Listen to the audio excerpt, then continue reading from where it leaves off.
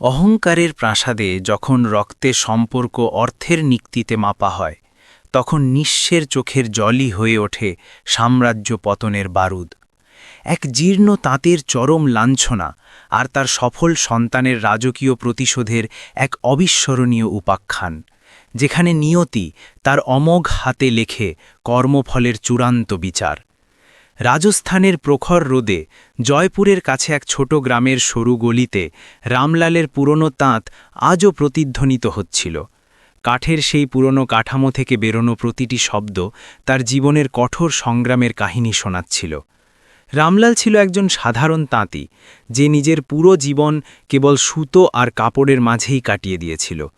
তার হাত এখন খসখসে হয়ে গিয়েছিল, আর চোখের দৃষ্টিও ঝাপসা হয়ে এসেছিল, কিন্তু মনে নিজের ছেলে অর্জুনের জন্য অগাধ প্রেম আর গর্ব ভরা ছিল। সে সবসময় মানত যে দারিদ্র্য কেবল একটি পরিস্থিতি মাত্র, সংস্কারের অভাব নয়। সেদিন সকালেই গ্রামের পুরনো পিয়ন তাকে একটি উজ্জ্বল এবং ভারী খাপ ধরিয়ে দিয়েছিল। সেটি ছিল তার ধনী ভাই ধর্মবীরের ছেলে রোহনের বাগধানের আমন্ত্রণপত্র। ধর্মবীর জয়পুর শহরের একজন মস্ত বড় জহরি হয়ে উঠেছিল, যে কয়েক বছর আগে রামলালকে ঠকিয়ে পৈতৃক জমি থেকে বেদখল করে দিয়েছিল। রামলাল সেই আমন্ত্রণপত্রটি কাঁপা কাঁপা হাতে ধরল। তার চোখে পুরনো স্মৃতির জোয়ার উছলে উঠল। তার মনে পড়ল কিভাবে তাকে আর ছোট্ট অর্জুনকে এক ঝোড়ো রাতে ঘর থেকে বের করে দেওয়া হয়েছিল, কিন্তু সে কখনো হার মানেনি। আমন্ত্রণপত্রের জাঁকজমক রামলালের কুঁড়েঘরের সাদাসিধে ভাবের সাথে একেবারেই মিল ছিল না। সোনার অক্ষরে ছাপা নাম আর রেশমি সুতো সেই অহংকারের সাক্ষ্য দিচ্ছিল, যা ধর্মবীরের মনে বাসা বেঁধেছিল। রামলাল জানত যে এই ডাক ভালোবাসার জন্য নয়, বরং তাকে ছোট করার জন্য পাঠানো হয়েছে। তবুও একজন পিতা এবং বড় ভাইয়ের কর্তব্য পালনের ইচ্ছা তার মনে প্রবল ছিল। সে ঠিক করল যে সে এই অনুষ্ঠানে অবশ্যই যাবে এবং নিজের ভাইপোকে আশীর্বাদ দিয়ে নিজের দায়িত্ব পালন করবে। নিজের পুরনো ভাঙাচোরা সিন্দুকটি খুলে রামলাল সেই টাকাগুলো বের করল, যা সে গত কয়েক মাস ধরে না খেয়ে বাঁচিয়েছিল। সেই সামান্য কিছু কয়েন আর ময়লা নোটের মূল্য তার ঘামের প্রতিটি ফোঁটার চেয়েও অনেক বেশি ছিল। সে সেই টাকা নিয়ে বাজারে গিয়ে একটি ছোট্ট রূপোর আংটি কিনল। সেই আংটিটি হয়তো ছোট ছিল, কিন্তু তাতে একজন দরিদ্র পিতার পুরো সততা আর দোয়া মিশেছিল।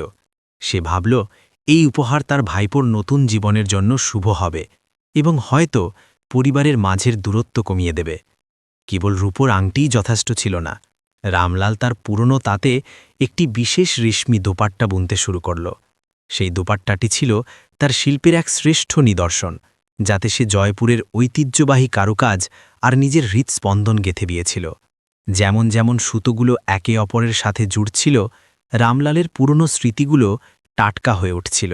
তার মনে পড়ল কিভাবে তার স্ত্রী মরার সময় অর্জুনের হাত তার হাতে তুলে দিয়েছিল। অর্জুনই এখন তার জীবনের একমাত্র আলো আর ভবিষ্যতের সবচেয়ে বড় আশা হয়ে দাঁড়িয়েছিল। অর্জুন এখন মুম্বাইতে থাকত এবং নিজের কঠোর পরিশ্রমে এক উঁচু জায়গায় পৌঁছে গিয়েছিল। যদিও সে প্রায়ই তার বাবাকে মুম্বাই ডাকত, কিন্তু রামলাল নিজের মাটি আর সেই পুরনো তাঁত ছেড়ে জামা পছন্দ করত না। সে চাইত না যে তার ছেলে তার সাদাসিধে ভাব আর দারিদ্র্যের কারণে কারোর সামনে লজ্জিত হোক। অর্জুনের সফলতার খবরই রামলালের কাছে সবচেয়ে বড় সম্পদ ছিল। সে প্রতিদিন সন্ধ্যায় মন্দিরে গিয়ে ঈশ্বরের কাছে নিজের ছেলের মঙ্গল আর উন্নতির প্রার্থনা করত, যাতে তাকে কখনো অভাব দেখতে না হয়। দোপাট্টার বুনন শেষ করার সময় রামলালের মনে এক অদ্ভুত ঘাবড়ানি আর সংকোচ ছিল। সে জানত যে ধর্মবীরের বাড়ি যাওয়ার মানে হল অপমানের আগুনে নিজেকে সঁপে দেওয়া।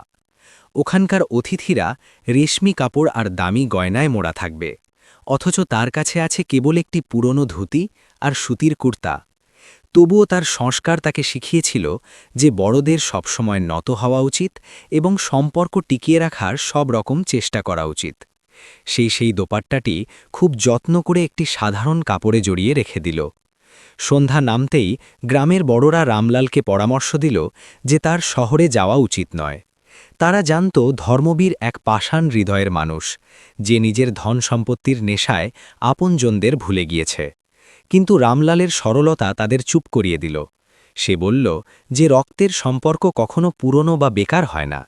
তার বিশ্বাস ছিল যে হয়তো এই শুভ অনুষ্ঠানে তার ভাইয়ের মন গলে যাবে এবং সে পুরনো সব তিক্ততা ভুলে যাবে। সে নিজের লাঠি হাতে নিল এবং বাস স্ট্যান্ডের দিকে রওনা হল। মনে অনেক আশা নিয়ে বাসে বসতেই তার সেই দিনগুলোর কথা মনে পড়ল যখন সে আর ধর্মবীর একই থালায় খাবার খেত। শৈশবের সেই সারল্য এখন সময়ের ধুলোয় কোথাও হারিয়ে গিয়েছিল। দারিদ্র্য রামলালকে আরও শান্ত করে দিয়েছিল। অন্যদিকে অগাধ সম্পত্তি ধর্মবীরকে অহংকারী আর নিষ্ঠুর করে তুলেছিল। বাসের ঝটকায় রামলালের বৃদ্ধ শরীর কাঁপছিল, কিন্তু তার সংকল্প ছিল খুব দৃঢ়। সে নিজের ছেলে অর্জুনকে এটা দেখাতে চাইত যে পরিস্থিতি যেমনই হোক, মানুষকে নিজের শিকড় আর পরিবারের সঙ্গ কখনো ছাড়া উচিত নয়। বাস যখন জয়পুরের বিশাল বাসস্ট্যান্ডে থামল, তখন শহরের চাকচিক্য রামলালকে কিছুটা ভয় পাইয়ে দিল। উঁচু উঁচু অট্টালিকা, শোরগোল করা গাড়ি আর ছুটন্ত মানুষ তার শান্ত গ্রামের থেকে একেবারেই আলাদা ছিল। সে একজন অটোওয়ালার কাছে ধর্মবীরের আলিশান বাংলোর ঠিকানা জানতে চাইল। তখন সেই লোকটি তাকে ওপর থেকে নিচ পর্যন্ত অদ্ভুত নজরে দেখল। রামলালের সাধারণ পোশাক দেখে অটোওয়ালা কিছুটা ইতস্তত করছিল, কিন্তু রামলালের বিনয় তাকে রাজি হতে বাধ্য করল। সে ধীরে ধীরে সেই বড়লোকি এলাকার দিকে এগোতে লাগল, যেখানে বড় বড় ব্যবসায়ীরা থাকত। ধর্মবীরের বাংলো কোনো প্রাসাদের চেয়ে কম ছিল না, যার দেওয়াল সাদা মার্বেল পাথর দিয়ে তৈরি আর গেটে ভারী পিতলের কাজ করা ছিল। বাইরে দামি গাড়ির লম্বা লাইন লেগেছিল আর বাতাসে বিদেশি সুগন্ধি ভাসছিল। রামলাল নিজের পুটলিটি জোরে আঁকড়ে ধরল, যাতে রূপোর আংটি আর রেশমি দোপাট্টা রাখা ছিল। তার পা কাঁপছিল, কিন্তু সে সাহস জুগিয়ে গেটের দিকে পা বাড়াল। সে একেবারেই জানত না যে এই জাঁকজমকের আড়ালে কত বড় তিক্ততা আর গভীর তিরস্কার তার জন্য অপেক্ষা করছিল। যেমনই সে গেটের কাছে পৌঁছল, সেখানে দাঁড়িয়ে থাকা নিরাপত্তা কর্মীরা তাকে অভদ্রভাবে আটকে দিল। তারা রামলালকে একজন সাধারণ ভিখারি ভেবে বকাঝকা শুরু করল এবং ওখান থেকে তক্ষণই চলে যেতে বলল। রামলাল কাপা গলায় নিজের পরিচয় দিল এবং জানালো যে সে ধর্মবীরজির নিজের ভাই। নিরাপত্তা কর্মীরা তার কথা শুনে জোরে হেসে উঠল। তারা বিশ্বাসই করতে পারল না যে এত বড় শেঠের ভাই এমন মামুলি মানুষ হতে পারে। রামলাল বারবার অনুরোধ করল এবং নিজের আমন্ত্রণপত্র দেখাল। তখন গিয়ে তাদের কিছুটা বিশ্বাস হল।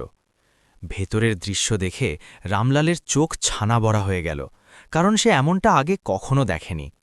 পুরো বাগান হাজার হাজার আলোয় সাজানো হয়েছিল আর সঙ্গীতের মধুর সুর বাতাসে ভাসছিল। অতিথিদের পোশাক আর গয়নার চমক এত বেশি ছিল যে রামলাল নিজের দারিদ্র্যের অভাব আরও গভীরভাবে অনুভব করতে লাগল। সে এক কোণে চুপচাপ দাঁড়িয়ে থাকল, এই ভেবে যে ভিড় কমলে সে তার দাইয়ের সাথে দেখা করবে। তার মনে বারবার এই চিন্তাই আসছিল যে অর্জুনও কি এভাবেই থাকে। হঠাৎ তার নজর ধর্মবীরের ওপর পড়ল, যে অতিথিদের মাঝে ঘেরা হয়ে খুব গর্বের সাথে কথা বলছিল। সে খুব দামি স্যুটের সাথে হীরের আংটি পরেছিল এবং মুখে সফলতার এক নিষ্ঠুর অহংকার দেখা যাচ্ছিল। রামলাল নিজের দ্বিধা কাটিয়ে ধীরে ধীরে নিজের ভাইয়ের দিকে এগোতে লাগল। সে চাইছিল ধর্মবীর তাকে জড়িয়ে ধরুক আর সবকিছু আগের মতো ঠিক হয়ে যাক। কিন্তু সে এটা ভুলে গিয়েছিল যে টাকা প্রায়ই সম্পর্কের উষ্ণতা শুষে নেয় এবং মানুষকে পাথর বানিয়ে দেয়। যত সে কাছে পৌঁছল, কিছু বড়লোক অতিথির নজর তার উপর পড়ল, আর তারা নিজেদের মধ্যে কানাকানি করতে লাগল। লোক হাসছিল আর জিজ্ঞেস করছিল যে এই অদ্ভুত লোকটা এখানে এই পার্টিতে কিভাবে এলো। রামলাল নিজের চোখ নিচু করে নিল, কিন্তু তার পা নিজের লক্ষ্যের দিকে থামল না। সে শুধু একবার তার ভাইকে অভিনন্দন জানাতে চেয়েছিল আর নিজের ভাইপোর মাথায় হাত রেখে আশীর্বাদ করতে চেয়েছিল। তার মনে হচ্ছিল হয়তো আজকের রাত তার পরিবারের জন্য এক নতুন শুরু নিয়ে আসবে। ধর্মবীর যখন রামলালকে নিজের দিকে আসতে দেখল, তখন তার মুখের রং রাগে ফ্যাকাশে হয়ে গেল। সে খুব লজ্জা অনুভব করল যে তার ধনী অতিথিদের সামনে তার এই গরিব ভাই উপস্থিত হয়েছে। সে রামলালের দিকে ঘৃণা ভরা নজরে দেখল এবং নিজের স্ত্রী সাবিত্রীকে রাগের সাথে ইশারা করল। সাবিত্রী, যে নিজেকে খুব উঁচু স্তরের মহিলা মনে করত, সে রামলালকে দেখেই ঘৃণায় নাক সিটকে নিল। তারা দুজনেই জানত যে রামলালের এখানে থাকা তাদের সম্মানের জন্য এক বড় বিপদ হতে পারে। রামলাল যেমনই ধর্মবীরের কাছে পৌঁছে ভালোবেসে তার হাত ধরার চেষ্টা করল, ধর্মবীর ঝটকা দিয়ে নিজের হাত সরিয়ে নিল। পুরো হলে হঠাৎ নিস্তব্ধতা নেমে এলো, আর বাজতে থাকা মধুর সঙ্গীত বন্ধ হয়ে গেল। ধর্মবীর চড়া গলায় বলল, তুমি এখানে কি করছো? তোমার কি নিজের আসল যোগ্যতার কোনো আন্দাজ নেই? রামলাল হতভম্ব হয়ে গেল। তার হাতে ধরা পুটলিটি মাটিতে পড়েই যাচ্ছিল। সে ধীর গলায় বলল যে সে কেবল আশীর্বাদ দিতে এসেছে, কিন্তু সেখানে দয়া ছিল না। সাবিত্রী এগিয়ে এসে রামলালের হাত থেকে সেই সাধারণ পুটলিটি ছিনিয়ে নিল এবং সবার সামনে সেটি খুলে ফেলল। যখন সে সেই ছোটুর উপর আংটি আর হাতে বোনা দোপাট্টাটি দেখল, তখন সে হো হো করে হাসতে লাগল। সে অতিথিদের সেই আংটি দেখিয়ে বলল, দেখুন আমাদের মহান তাঁতি ভাই সাহেব কি নিয়ে এসেছেন। আপনাদের কি মনে হয় আমার ছেলে রোহনের জন্য এই আবর্জনা মানানসই? অতিথিরাও সাবিত্রীর কথায় সায়া দিল এবং রামলালকে নিয়ে ঠাট্টা করতে শুরু করল। রামলালের চোখ দিয়ে জল গড়িয়ে পড়ল এবং সে নিজের মাখা শরমে নিচু করে নিল। সে অপমানের সেই তেতো ঘুট গিলছিল যা সে কখনো স্বপ্নেও ভাবেনি। সে ভেবেছিল অন্তত নিজের আপন ভাই তো তার আবেগের কদর করবে, কিন্তু এখানে তো প্রতিটি জিনিসের দাম লাগানো হচ্ছিল, এমনকি পবিত্র সম্পর্ক আর ভালোবাসারও। সে অসহায় বোধ করছিল, আর নিজের দারিদ্র্যের জন্য আজ প্রথমবার তার খুব বেশি কষ্ট আর অনুশোচনা হচ্ছিল। ধর্মবীর নিরাপত্তা কর্মীদের ডাকল এবং তাদের কড়া আদেশ দিল যে এই ভিকেরিটাকে যেন তক্ষুনি ঘর থেকে বাইরে ফেলে দেওয়া হয়। রামলাল অনুনয় বিনয় করে বলল যে সে তার নিজের ভাই, কিন্তু ধর্মবীর চিৎকার করে বলল যে তার এমন কোনো ভাই নেই যে এত গরিব। নিরাপত্তা কর্মীরা রামলালকে হাত ধরে হিচড়ে নিয়ে যেতে শুরু করল। সেই আলিশান প্রাসাদ এখন তার কাছে এক ভয়ঙ্কর জেলখানার মতো মনে হচ্ছিল। গেটের বাইরে ধাক্কা দিয়ে বের করে দিতেই আকাশে বিজলি চমকালো আর প্রবল বৃষ্টি শুরু হলো। মার্বেলের সেই ঝকঝকে মেঝেতে রামলালের হাতে বোনা সেই পবিত্র রেশমি দোপাট্টা এখন পায়ের নিচে মারানো হচ্ছিল। সাবিত্রী সেটাকে একটা নোংরা কাপড়ের মতো ফেলে দিয়েছিল, আর ধর্মবীরের ধনী বন্ধুরা তার ওপর নিজেদের দামি জুটো রেখে দিয়েছিল। রামলালের বৃদ্ধ চোখ এই ভয়ঙ্কর দৃশ্য দেখে স্থির হয়ে গেল, কারণ সেই দোপাট্টায় কেবল সুতো ছিল না, বরং তার আত্মা আর ভালোবাসা বোনা ছিল। সে নিচু হয়ে সেটা তুলতে চাইল, কিন্তু নিরাপত্তা কর্মীদের কঠোর হাত তাকে সেই সুযোগ দিল না। হলে থাকা প্রতিটি মানুষের নিষ্ঠুর হাসি রামলালের কানে গলানো সীসার মতো বিঁধছিল। রোহন, যার বাগধানের খুশিতে রামলাল নিজের সব জমানো পুঁজি খরচ করে এখানে এসেছিল, সেও নিজের বাবার পাশে দাঁড়িয়ে ব্যঙ্গাত্মক হাসছিল। কেউ সেই বৃদ্ধ মানুষের সাদা চুল আর তার কাঁপতে থাকা দুর্বল শরীরের সম্মান করল না। ধর্মবীরের চোখে নিজের ভাইয়ের জন্য কেবল এক ঘৃণা ভরা ঘৃণা ছিল, যেন রামলাল কোনো মানুষ না হয়ে কোনো মস্ত বড় রোগ বা কলঙ্ক। একে ধাক্কা মেরে বাইরে বের করো, আর খেয়াল রেখো যেন এই ভিখারি দ্বিতীয়বার এই এলাকায় নজরে না আসে। ধর্মবীরের এই কর্কশ আওয়াজ সেই আলিশান বাংলোর উঁচু দেয়ালে ধাক্কা খেয়ে প্রতিধ্বনিত হল। রামলালের হৃদয়ে এই শব্দগুলো কোনো ধারালো ছুরির মতো লাগল, যা তার বুককে ছাফা করে দিল। যে মানুষটি ছোটবেলায় এই ভাইকে নিজের কোলে করে খাইয়েছিল, আজ তারই আদেশে সে বেইজ্জত হচ্ছিল। সম্পদের নেশা একজন মানুষকে এতটাই অন্ধ করে দিয়েছিল যে রক্তের সম্পর্ক মূল্যহীন হয়ে গেল। নিরাপত্তা কর্মীরা রামলালের কলার ধরল এবং তাকে পশুর মতো হিচড়ে মূল দরজার দিকে নিয়ে যেতে লাগল। রাস্তায় দাঁড়িয়ে থাকা ধনী অতিথিরা নিজেদের দামি কাপড় বাঁচিয়ে পিছিয়ে যাচ্ছিল, যেন রামলালের ছায়া পড়লেই তারা অপবিত্র হয়ে যাবে। রামলাল কোনো মতে ঘুরে শেষবারের মতো নিজের ভাইয়ের দিকে দেখল। হয়তো তার আশা ছিল যে ধর্মবীরের মন এক মুহূর্তের জন্যে হলেও গলবে, কিন্তু সেখানে কেবল এক বরফ শীতল কঠোরতা আর মিথ্যে পদমর্যাদার ফাঁপা অহংকার ছিল, যেখানে দয়া বা সংবেদনার কোনো জায়গা বাকি ছিল না। বাংলোর বিশাল আর ভারী লোহার দরজার বাইরে রামলালকে জোরে মাটিতে ধাক্কা দিয়ে ফেলে দেওয়া হল। বৃষ্টির বড় বড় ফোঁটা এখন রাজস্থানের সেই শুকনো জমি আর রামলালের চোখের জলে ভেজা মুখে নির্দয়ভাবে পড়ছিল। তার হাঁটু আর কনুইয়ে গভীর চোট লেগেছিল, কিন্তু শরীরের এই যন্ত্রণার চেয়েও অনেক বেশি ভয়ঙ্কর ছিল সেই ক্ষত যা তার আত্মায় লেগেছিল। সে কাদায় মাখামাখি হয়ে সেখানেই মাটিতে বসে থাকল, অথচ ভেতর থেকে সঙ্গীতের সুর আর মানুষের হাসাহাসির শব্দ অনবরত আসছিল।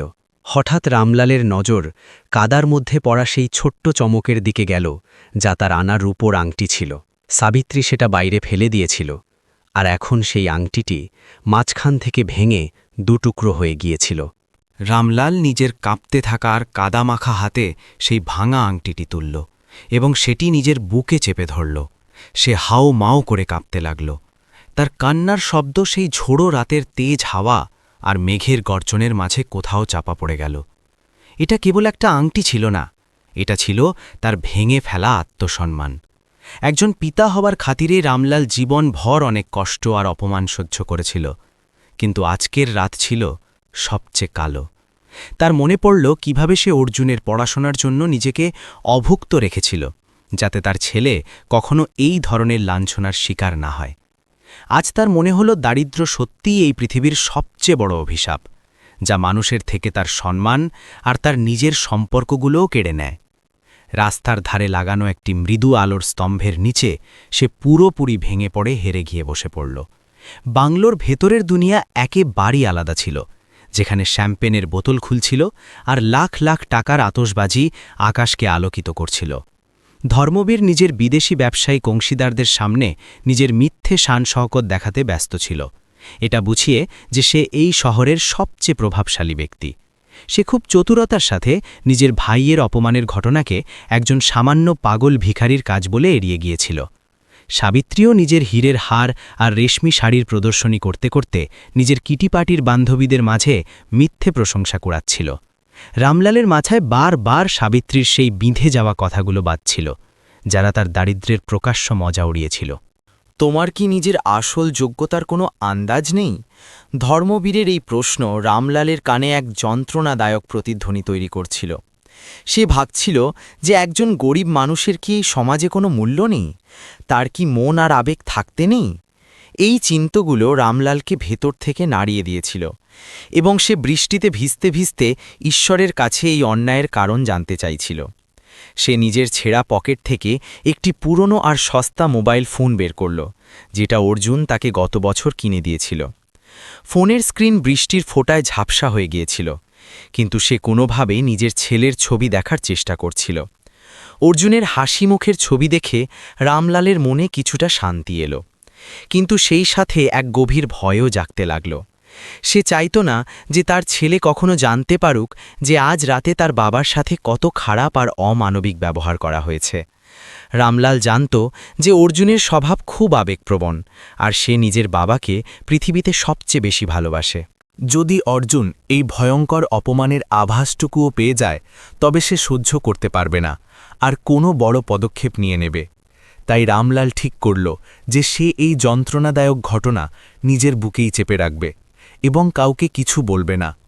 সে নিজের চোখের জল মুছল আর কাদামাখা নিজের পুরনো কাপড়গুলো ঠিক করার চেষ্টা করল, যাতে সে ফিরে নিজের গ্রামে যাওয়ার জন্য বাস স্ট্যান্ডের দিকে যেতে পারে। কিন্তু দুর্বলতা আর অনবরত বৃষ্টির কারণে রামলালের পা তাকে সঙ্গ দিচ্ছিল না। সে প্রতি পদে টলমল করছিল। খালি পেট আর অপমানের গভীর আঘাতে তার বৃদ্ধ শরীরের অবশিষ্ট শক্তিটুকুও পুরোপুরি শেষ হয়ে গিয়েছিল। সে রাস্তার ধারে একটি বন্ধ দোকানের চালার নিচে দাঁড়িয়ে গেল, যাতে নিজেকে ঠান্ডা হাওয়া আর তেজ বৃষ্টি থেকে কিছুটা বাঁচাতে পারে। সেই অন্ধকারে দাঁড়িয়ে সে ধর্মবীরের সেই ঝকঝকে প্রাসাদ দেখছিল, যা এখন তার কাছে একজন পাপিষ্ঠ আর নিষ্ঠুর দানবের মতো মনে হচ্ছিল। ধর্মবীর নিজের পুরো জীবনে কেবল টাকা রোজগার করেছিল, কিন্তু সে ইনসানিয়াত আর কর্মের নীতি পুরোপুরি ভুলে গিয়েছিল। ভারতীয় শাস্ত্রে সবসময় শেখানো হয়েছে যে অতিথি আর বড় ভাইয়ের অপমান করা সবচেয়ে বড় পাপ, যার ফল অবশ্যই পাওয়া যায়। কিন্তু অহংকারে ডুবে থাকা ধর্মবীর আর তার পরিবারের এই আন্দাজটুকুও ছিল না যে সময়ের চাকা কিভাবে ঘোরে। তারা ভাবছিল তাদের ধনসম্পদ তাদের সব বিপদ থেকে বাঁচিয়ে নেবে, কিন্তু নিয়তি নিজের খেলা খেলার জন্য পুরোপুরি প্রস্তুত হয়ে গিয়েছিল এবং অপেক্ষা করছিল। ওদিকে বাংলোতে রোহনের বাগদানের রীতিনীতি খুব ধুমধাম করে চলছিল। সোনা আর হিরে বসানো গয়নার আদান প্রদান হচ্ছিল। প্রত্যেকে ধর্মবীরের এই অগাধ সম্পত্তির প্রশংসা করছিল, এবং তাকে সমাজের সবচেয়ে সফল ও বড় মানুষ মনে করছিল। কারোর এই বিষয়ে ভ্রুক্ষেপ ছিল না যে কিছু মিনিট আগেই একজন বৃদ্ধ এবং নির্দোষ মানুষের আত্মাকে এই ঘরে পিষে ফেলা হয়েছে। পাপের এই কলসি এখন পুরোপুরি ভরে গিয়েছিল এবং ঈশ্বরের বিচারের সময় খুব দ্রুত এগিয়ে আসছিল। রামলাল আকাশের দিকে তাকাল, যেখানে ঘন কালো মেঘ ছেয়ে গিয়েছিল আর তেজ বিজলি চমকে ধরিত্রীকে ভয় দেখাচ্ছিল। তার মনে হল যেন ভগবান শিব স্বয়ং নিজের তৃতীয় নয়ন খুলে এই ঘোর অন্যায় আর পাপ দেখছেন এবং ক্রুদ্ধ হচ্ছেন। সে মনে মনে প্রার্থনা করতে লাগল যে ঈশ্বর যেন তার ভাইয়ের সুবুদ্ধি দেন এবং তাকে এই অন্ধ অহংকারের নরক থেকে বের করে আনেন। রামলালের মন এতটাই পরিষ্কার ছিল যে এই ভয়াবহ তিরস্কারের পরেও সে নিজের ভাইয়ের বিনাশ বা ধ্বংসের কোনো কুকামনা করতে পারছিল না। হঠাৎ রামলালের হাতে ধরা সেই পুরনো ফোনের স্ক্রিন জ্বলে উঠল আর এক তেজ রিংটোন রাতের নিস্তব্ধতায় বেজে উঠল। স্ক্রিনে জ্বলতে থাকা নাম দেখে রামলালের বুকের ধরফরানি এক নিমেষে বেড়ে গেল, কারণ সেই ভিডিও কলটি ছিল তার প্রিয় ছেলে অর্জুনের। অর্জুনের অভ্যাস ছিল যে সে প্রতি রাতে শোয়ার আগে নিজের বাবার সাথে কথা বলত, আর তার মুখ দেখলেই সে শান্তি পেত। রামলাল বুড়িভাবে ঘাবড়ে গেল। সে বুঝতে পারছিল না যে সেই কাদামাখা অবস্থায় নিজের ছেলের সামনে কিভাবে যাবে।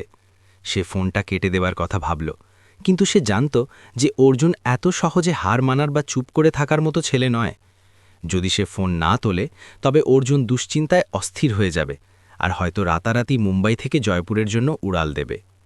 রামলাল দীর্ঘশ্বাস নিল, নিজের গলার আওয়াজ স্বাভাবিক করার খুব চেষ্টা করল এবং নিজের চোখের জল মুছতে মুছতে কলের সবুজ বোতামটি টিপে দিল। সে ক্যামেরাকে নিজের মুখ থেকে কিছুটা দূরে রাখল, যাতে অর্জুন পেছনের অন্ধকার আর তার ভেজা কাপড় পরিষ্কারভাবে দেখতে না পায়। স্ক্রিনে অর্জুনের সৌম্য আর চিন্তিত মুখ দেখা গেল, যে মুম্বাইয়ের নিজের আলিশান অফিসে বসে অনবরত কাজ করছিল। বাবা, এত রাতে আপনি কোথায়?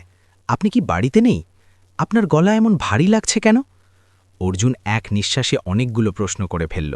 রামলাল নিজের মুখে একটি মিথ্যে হাসি আনার চেষ্টা করল আর বলল যে সে গ্রামেই আছে আর বাইরে একটু বৃষ্টি হচ্ছে।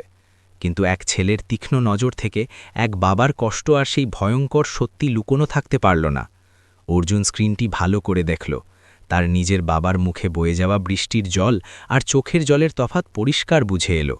সে পেছনের পটভূমিতে দেখতে পাওয়া বড় বড় স্তম্ভ আর শহরের সেই ঝকঝকে কালোগুলোকে চিনে নিল, যা তাদের গ্রামে ছিল না, কখনোই হতে পারত না। বাবা, আপনি মিথ্যে বলছেন। আপনি জয়পুরে আছেন, বড় জ্যাঠামশাইয়ের কাছে। কি হয়েছে ওখানে? আপনি এভাবে রাস্তায় কেন ভিজছেন? অর্জুনের গলায় এখন এক অদ্ভুত কঠোরতা আর ভয়ঙ্কর দুশ্চিন্তা পরিষ্কার ফুটে উঠছিল। রামলালের কাছে এখন কোনো জবাব ছিল না। তার ঠোঁট বুড়িভাবে কাঁপছিল এবং সে নিজেকে কান্না থেকে রুখতে পারছিল না। সে হাউমাউ করে কাঁদতে লাগল এবং ফোন তার হাত থেকে পিছলে নিচে মাটিতে পড়ে গেল, কিন্তু কল তখনও চালু ছিল। অর্জুন ফোন পড়ার শব্দ শুনল এবং স্ক্রিনে কাদামাখা সেই ভেঙে যাওয়া রূপোর আংটিটি পরিষ্কার দেখতে পেল। তার পুরো পরিস্থিতি বুঝতে এক পলকও সময় লাগল না। তার বাবার অপমান করা হয়েছে, তাও সেই ধর্মবীরের দ্বারা, যাকে সে ঘৃণা করত। বাবা, আপনি ওখানেই থাকুন, আমি এক্ষুনি কিছু করছি। অর্জুনের এই আওয়াজ ফোনের স্পিকার থেকে এলো, যা অত্যন্ত শান্ত কিন্তু খুব বিপজ্জনক ছিল। এটি সেই ছেলের কণ্ঠ ছিল যে নিজের বাবার খাতিরে দুনিয়ার প্রতিটি বড় শক্তির সাথে লড়াই করার কসম খেয়েছিল। অর্জুন ফোন কাটল আর নিজের ডেস্কে রাখা একটি লাল রঙের বোতাম টিপল, যা তার প্রধান সচিবকে তৎক্ষণাৎ ডাকার জন্য ছিল। মুম্বাইয়ের সেই শান্ত এবং শীতাতপ নিয়ন্ত্রিত অফিসে এখন এমন এক ভয়ঙ্কর তুফান উঠতে চলেছিল, যা জয়পুরের মাটি কাঁপিয়ে দেওয়ার মতো। ফোনের স্ক্রিন থেকে আসা অর্জুনের আওয়াজ হঠাৎ বন্ধ হয়ে গেল, কিন্তু সেই নিস্তব্ধতায় এক ভয়াবহ তুফানের স্পষ্ট ইঙ্গিত ছিল।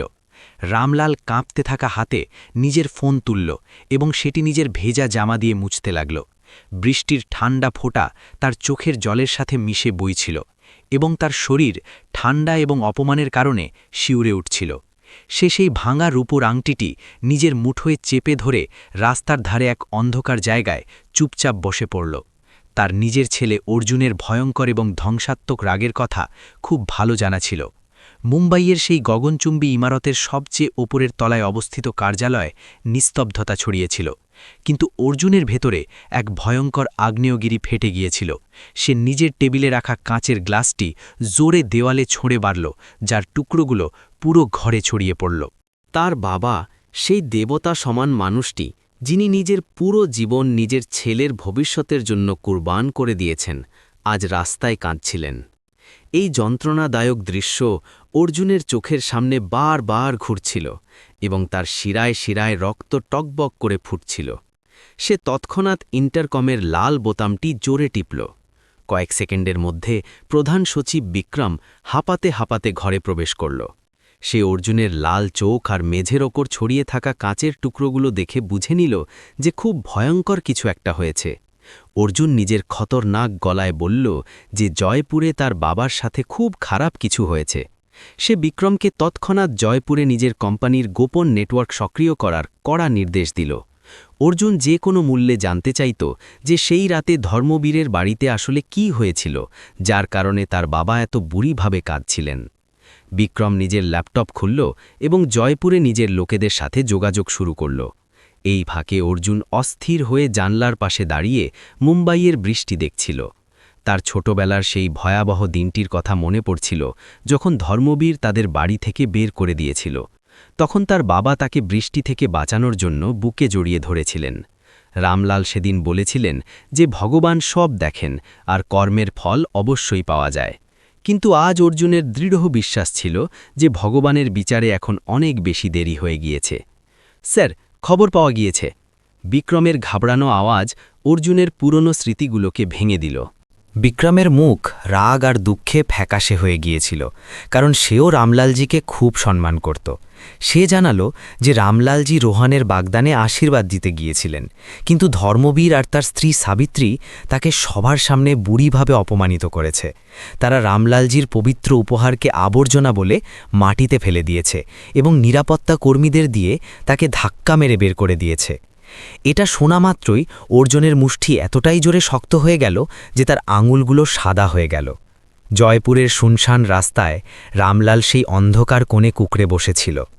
তার কানে ধর্মবীরের নিষ্ঠুর হাসি আর সাবিত্রীর বিষাক্ত শব্দ অনবরত বাজছিল। তার নিজের সেই পুরনো তাঁতের কথা মনে পড়ছিল, যেটিতে বসে সে সেই রেশমি দোপাট্টা বুনেছিল। সে আশা করেছিল যে সেই দোপাট্টা রোহানের কোণের মাথায় শোভা পাবে এবং পরিবারের মান অভিমান দূর হয়ে যাবে। কিন্তু সেই দোপাট্টাকে জুতোর নিচে মারিয়ে ধর্মবীর প্রমাণ করে দিল যে সম্পদের সামনে রক্তের সম্পর্কের কোনো গুরুত্ব নেই। এটা ভেবে তার বৃদ্ধ চোখ আবার জলে ভরে এলো। সে আকাশের দিকে তাকালো, যেখানে অনবরত বৃষ্টি পড়ছিল, যেন দেবতারাও তার দুঃখে শরিক হয়ে কাঁদছিল। রামলাল ভগবানের কাছে কোনো অভিযোগ করল না, কারণ তার আত্মার মধ্যে এক অদ্ভুত ক্ষমাশীলতা মিশেছিল। সে কেবল এটাই ভাবছিল যে যদি আজ সে এই শহরে না আসত, তবে অন্তত তার মনে থাকা নিজের পুরনো ভাইয়ের পুরনো ভাবমূর্তি তো বেঁচে থাকত। এখন তার মনে ধর্মবীরের জন্য কোনো জায়গা বাকি ছিল না, কেবল এক গভীর শূন্যতা ছিল। সে সিদ্ধান্ত নিল যে সে আর কখনো জয়পুরের এই এলাকায় পা রাখবে না। মুম্বাইয়ে অর্জুন নিজের টেবিলের পাশে দাঁড়িয়েছিল এবং তার মাথা যে কোনো সুপার কম্পিউটারের চেয়ে দ্রুত চলছিল। একজন ছেলের সত্যিকারের ভালোবাসা আর একজন সফল ব্যবসায়ীর নিষ্ঠুরতা এখন একে অপরের সাথে মিশে গিয়েছিল। সে বিক্রমের দিকে তাকালো আর শান্ত কিন্তু বরফ শীতল গলায় জিজ্ঞেস করল যে ধর্মবীরের ব্যবসায়িক সাম্রাজ্য কোন ভিত্তির উপর দাঁড়িয়ে আছে। অর্জুন খুব ভালো করেই জানত যে যারা সম্পত্তির ওপর এত অহংকার করে তাদের সবচেয়ে দুর্বল বিন্দুও সেই সম্পত্তিই হয়। সে নিজের বাবার অপমানের বদলা ধর্মবীরের সেই মিথ্যে অহংকার আর পুরো সাম্রাজ্যকে চিরতরে ধ্বংস করে নিতে চাইত। বিক্রম কিবোর্ডে দ্রুত আঙুল চালালো এবং কয়েক মিনিটের মধ্যেই ধর্মবীরের পুরো আর্থিক কুণ্ডই স্ক্রিনে খুলে দিল। সে জানালো যে ধর্মবীরের ব্যবসা বাইরে থেকে খুব বড় দেখায়, কিন্তু আসলে সেটি পুরোপুরি ফাঁপা হয়ে গিয়েছে। ধর্মবীর নিজের মিথ্যে শান-শৌকতার দামি জীবনযাত্রা বজায় রাখার জন্য বাজার আর বড় বড় ব্যাংক থেকে প্রচুর পরিমাণে ঋণ নিয়ে রেখেছে। সবচেয়ে চমকে দেবার মতো বিষয় এই ছিল যে আলিশান বাংলোতে বাগদানের অনুষ্ঠান চলছিল, সেই বাংলোটিও একটি বড় আন্তর্জাতিক ব্যাংকের কাছে পুরোপুরি বন্ধক রাখা ছিল। অর্জুনের ঠোঁটে এক ভয়ঙ্কর আর শীতল হাসি ফুটে উঠল, যার শিকারের আগে একটি সিংহের শান্ত স্বভাবের মতো ছিল। সে বিক্রমের কাছে সেই ব্যাংকের নাম আর তাদের প্রধান কর্মকর্তার নম্বর চাইল। বিক্রম জানালো যে এটি সেই ব্যাংক যাতে অর্জুনের কোম্পানির সবচেয়ে বড় বিনিয়োগ রয়েছে এবং তারা অর্জুনকে তাদের সবচেয়ে গুরুত্বপূর্ণ গ্রাহক মনে করে। এটা শোনামাত্রই অর্জুন নিজের ফোন তুলল এবং সরাসরি সেই ব্যাংকের এশিয়া প্রধানকে কল করল। রাতের এই সময়ে অর্জুনের কেবল একটি ফোনই পুরো আর্থিক দুনিয়াকে জাগিয়ে দেওয়ার জন্য যথেষ্ট ছিল। জয়পুরে রামলালের এই সব বিষয়ে কোনো ধারণা ছিল না। সে ভাবছিল তার ছেলে হয়তো ঘুমিয়ে পড়েছে অথবা নিজের কাজে খুব ব্যস্ত আছে। সে কিছুটা স্বস্তি বোধ করল যে অর্জুন তাকে এই দয়নীয় অবস্থায় দেখেনি এবং সে পুরো সত্যিটা জানতে পারেনি। সে ধীরে ধীরে দেওয়ালের সাহায্য নিয়ে উঠে দাঁড়াল। তার হাঁটুতে খুব তেজ ব্যথা হচ্ছিল আর শরীরের তাপমাত্রা জ্বরের কারণে বাড়তে শুরু করেছিল। সে নিজের লাঠিটিকে শক্ত করে ধরে বাসস্ট্যান্ডের দিকে এগিয়ে যাওয়ার চেষ্টা শুরু করল।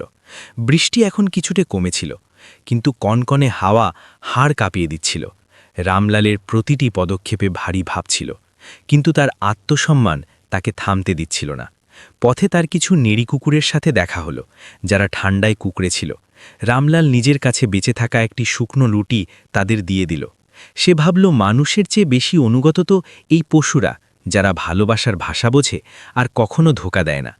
সে নিজের খেয়ালে ঈশ্বরের নাম জপতে জপতে অন্ধকার রাস্তায় এগিয়ে যাচ্ছিল, এটা না জেনে যে পেছনে এক মস্ত বড় খেলা শুরু হয়ে গিয়েছে।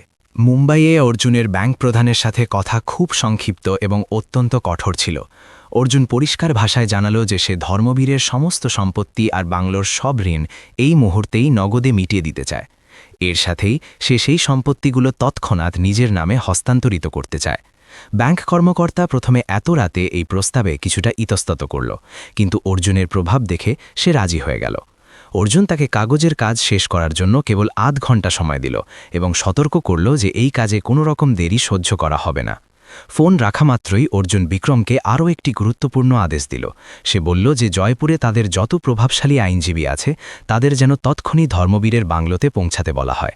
সাথে সাথে সে নিজের ব্যক্তিগত জেট তৎক্ষণাৎ ওড়ার জন্য প্রস্তুত করার কড়া নির্দেশ দিল। অর্জুন ঠিক করে নিয়েছিল যে সে তার বাবাকে একা ছাড়বে না এবং নিজে গিয়ে তাকে পূর্ণ সম্মানের সাথে ফিরিয়ে আনবে। বিক্রম অর্জুনের চোখে এক ভয়ঙ্কর আগুন দেখল যা আগে কখনো দেখা যায়নি। এটি একজন ছেলের আগুন, যার ভগবানকে গভীর আঘাত দেওয়া হয়েছে। রামলাল বাসস্ট্যান্ডের দিকে হাঁটতে হাঁটতে পুরোপুরি ক্লান্ত হয়ে পড়েছিল। তার পা জবাব দিয়ে দিল এবং সে একটি বন্ধ দোকানের চাতালে বসে পড়ল। তার অর্জুনের ছোটবেলার কথা মনে পড়তে লাগল, যখন সে ছোট ছোট বিষয়ে জেদ করত। রামলাল নিজের ঘুম নষ্ট করেও তার প্রতিটি ইচ্ছে পূরণ করত। রামলাল এই ভেবে খুব গর্ববোধ করত যে সে তার ছেলেকে সঠিক সংস্কার দিয়েছে এবং তাকে একজন ভালো মানুষ বানিয়েছে। সে ঈশ্বরের কাছে প্রার্থনা করছিল যে অর্জুন যেন কখনো ধর্মবীরের মতো অহংকারী না হয়। সে দুনিয়ার সবচেয়ে ধনী মানুষ হলেও যেন নিজের শিকড় না ভোলে। ঠিক সেই সময় ধর্মবীরের বাড়িতে উৎসব তার চরম শিখরে ছিল। রোহন আর তার হবু স্ত্রী একে অপরকে হীরের আংটি পরিয়ে দিয়েছিল এবং অতিথিরা তালি বাজাচ্ছিল। ধর্মবীরের মুখে এক মিথ্যে চমক ছিল, যা যে কোনো কাউকেই ধোঁকা দিতে পারত। সে মদ খাচ্ছিল আর নিজের বন্ধুদের মাঝে সম্পদের বড়াই করছিল। তার মনে বিন্দুমাত্রা অনুশোচনা ছিল না যে সে কিছুক্ষণ আগে নিজের বড় ভাইকে বৃষ্টির মধ্যে বাইরে বের করে দিয়েছে। তার অহংকার আকাশ ছুঁয়েছিল এবং তার মনে হচ্ছিল সে এই পৃথিবীতে অপরাজেয়। সাবিত্রী নিজের বান্ধবীদের সাথে বসে রামলালকে নিয়ে ঠাট্টা করছিল। সে বলছিল কিভাবে সেই বৃদ্ধ ভিখারিটি নোংরা কাপড় আর 2 পয়সার আংটি দিয়ে তাদের সম্মান নষ্ট করার চেষ্টা করেছে। তার বান্ধবীরাও তাকে সমর্থন করছিল আর রামলালের দারিদ্র্য নিয়ে হাসছিল। কারোর এই ধারণা ছিল না যে তাদের এই হাসি খুব শীঘ্রই ভয়ঙ্কর আর্তনাদে বদলাতে চলেছে। নিয়তি নিজের জাল বুনে ফেলেছিল এবং কর্মের হিসাব চোকানোর সময় চলে এসেছিল। হলের ওপর ঝুলতে থাকা বিশাল ঝাড়বাতিটি এখন তাদের পতনের সবচেয়ে বড় সাক্ষী হতে চলেছিল। মুম্বাই এয়ারপোর্টে অর্জুনের প্রাইভেট জেট রানওয়েতে তৈরি দাঁড়িয়েছিল। অর্জুন গাড়ি থেকে নামল এবং দ্রুত পদক্ষেপে সিঁড়ি দিয়ে ওপরে উঠতে লাগল। তার মুখে এক অদ্ভুত গাম্ভীর্য ছিল আর চোখে তুফানের আগের নিস্তব্ধতা ছিল, যা যে কোনো শত্রুকে ভয় পাইয়ে দিতে পারে। ফ্লাইটে বসেই সে বিক্রমকে জিজ্ঞেস করল যে আইনজীবীদের টিম কি ধর্মবীরের বাড়িতে পৌঁছে গিয়েছে। বিক্রম হ্যাঁ সূচক মাথা নাড়ল এবং জানাল যে সমস্ত কাগজের কাজ শেষ হয়ে গিয়েছে। এখন সেই আলিশান বাংলো আধিকারিকভাবে অর্জুনের কোম্পানির সম্পত্তি হয়ে গিয়েছে। অর্জুন এক দীর্ঘশ্বাস নিল এবং নিজের চোখ বন্ধ করে নিল। রামলালের বৃদ্ধ শরীর এখন যন্ত্রণা সহ্য করতে পারছিল না। সেই চাতালে শুয়ে পড়ল এবং হাত দুটো বুকের উপর জড়িয়ে নিল, যাতে নিজেকে গরম রাখতে পারে। তার ঘুম আসতে শুরু করেছিল, কিন্তু এটি সাধারণ ঘুম ছিল না, বরং দুর্বলতা আর আঘাত থেকে আসা অচেতন অবস্থা ছিল। কানে তখনও অর্জুনের আওয়াজ প্রতিধ্বনিত হচ্ছিল, যা ফোনে কথা বলার সময় বন্ধ হয়ে গিয়েছিল। রামলালের ভয় ছিল যে অর্জুন রাগের মাথায় কোনো ভুল পদক্ষেপ না নিয়ে ফেলে। সে নিজের ছেলেকে বিপদে দেখতে চাইত না, তাই ভগবানের কাছে অর্জুনের রক্ষার জন্য নিরন্তর প্রার্থনা করছিল। জয়পুরের সেই ঝোড়ো রাতে সময় খুব দ্রুত বদলে যাচ্ছিল। একদিকে গরিব বাবা রাস্তায় অচেতন হয়ে পড়ছিল, অন্যদিকে শক্তিশালী ছেলে আকাশ চিরে তাকে রক্ষার জন্য আসছিল। অর্জুনের প্লেন মেঘের মাঝ দিয়ে যাচ্ছিল। প্রতিটি মুহূর্ত তার বুকে জ্বলতে থাকা প্রতিশোধের আগুনকে উস্কে দিচ্ছিল। সে সেই শহরের দিকে এগিয়ে যাচ্ছিল, যে শহর তার ভগবানকে টাঁদিয়েছিল। আজ রাতে জয়পুরে এমন এক ভয়ঙ্কর বিচার হতে চলেছিল, যা মানুষ যুগের পর যুগ মনে রাখবে। অর্জুন ঠিক করে নিয়েছিল যে সে ধর্মবীরকে সেই রাস্তায় এনে দাঁড় করাবে, যেখানে তার অসুস্থ বাবা পড়ে আছেন। ধর্মবীরের পার্টিতে এক অদ্ভুত অস্থিরতা ছড়িয়ে পড়তে শুরু করেছিল। হঠাৎ তেজ সঙ্গীত বন্ধ হয়ে গেল এবং অতিথিদের ফোন বাজতে শুরু করল। বাজারের সাথে যুক্ত মানুষেরা আভাস পেয়ে গিয়েছিল যে ধর্মবীরের কোম্পানিগুলোর শেয়ার দ্রুত পড়ে যাচ্ছে। তারা জানতে পারল যে কোনো বড় শক্তি তার সমস্ত সম্পত্তি দখল করে নিয়েছে। লোকে কানাকানি করতে লাগল আর ধর্মবীরের দিকে অদ্ভুত নজরে তাকাতে লাগল। ধর্মবীর তখনও নেশায় চূর ছিল। সে কিছুই বুঝতে পারছিল না যে হঠাৎ এইসব কি হয়ে যাচ্ছে। সে মুনিমকে জোরে ডাকল, কিন্তু তাকে কোথাও দেখা যাচ্ছিল না। তখনই বাংলোর প্রধান গেটে কালো রঙের গাড়ির বহর এসে থামল। এই গাড়িগুলো থেকে অর্জুনের আইনজীবী আর বাউন্সাররা বাইরে বেরোল, যারা তৎক্ষণাৎ পুরো বাংলোটিকে নিজেদের কবজায় নিয়ে নিল। পার্টিতে উপস্থিত ধনী অতিথিরা এই অচেনা লোকেদের দেখে ঘাবড়ে গেল। সাবিত্রীর হাত থেকে মদের গ্লাসটি পড়ে মাটিতে চূর্ণ বিচূর্ণ হয়ে গেল। এই ভাঙন কেবল সেই গ্লাসের ছিল না, বরং তাদের সেই ফাঁপা অহংকারেরও ছিল, যা তারা একজন গরিব পিতাকে অপমান করে হাসিল করেছিল। কর্মের চাকা এখন পুরোপুরি ঘুরে গিয়েছিল এবং ধ্বংস তাদের দরজায় কড়া নাড়ছিল। ধর্মবীরের আলিশান বাংলোর বাইরে হঠাৎ কালো রঙের দামি গাড়ির এক লম্বা লাইন এসে থামল। এই গাড়িগুলোর দরজা একসাথে খোলার আওয়াজ পার্টির মধুর সঙ্গীতকে চিরে ফালা ফালা করে দিল। কালো স্যুট পরা লম্বা চওড়া বাউন্সার আর কিছু গম্ভীর চেহারার আইনজীবী দ্রুত প্রধান গেটের দিকে এগিয়ে গেল। নিরাপত্তা কর্মীরা তাদের আটকানোর চেষ্টা করল, কিন্তু আইনজীবীদের হাতে থাকা আইনি নথি তাদের চুপ করিয়ে দিল। ভেতরে থাকা অতিথিদের মুখে এখন এক অদ্ভুত ঘাবড়ানি পরিষ্কার দেখা যাচ্ছিল। আইনজীবীদের টিম কোনো দ্বিধা ছাড়াই সেই বিশাল হলে প্রবেশ করল, যেখানে রোহনের বাগদানের উৎসব তার চরম শিখরে ছিল। ধর্মবীর, যে তখনও নিজের সম্পদ আর মদের নেশায় চূর ছিল, এই সব অচেনা লোকেদের দেখে বুড়িভাবে চটে গেল। সে চিৎকার করে জিজ্ঞেস করল যে তাদের এত সাহস কিভাবে হলো যে তারা শহরের সবচেয়ে বড় জহুরির বাড়িতে না বলে ঢুকে পড়েছে। সে নিজের নিরাপত্তা প্রধানদের তৎক্ষণাৎ তাদের বাইরে বের করে দেওয়ার কড়া নির্দেশ দিল, ঠিক যেমনটা সে কিছু ঘণ্টা আগে নিজের আপন ভাই রামলালের সাথে করেছিল। প্রধান আইনজীবী খুব শান্ত কিন্তু অত্যন্ত তীক্ষ্ণ গলায় ধর্মবীরকে মাঝ পথেই থামিয়ে দিলেন। তিনি একটি ভারী ফাইল টেবিলের উপর আছাড় মেরে রেখে বললেন যে এখন এই বাংলো আর ধর্মবীরের পুরো ব্যবসায়িক সাম্রাজ্য তাদের নেই। আইনজীবী জানালেন যে ধর্মবীর নিজের ব্যবসা আর এই মিথ্যে শান বজায় রাখার জন্য আন্তর্জাতিক ব্যাংক থেকে যে বিশাল ঋণ নিয়েছিলেন, সেটি একটি নতুন কোম্পানি পুরোপুরি কিনে নিয়েছে। আইনিভাবে এখন এই বাংলোর প্রতিটি ইট সেই নতুন কোম্পানি আর তার মালিকের সম্পত্তি হয়ে গিয়েছে।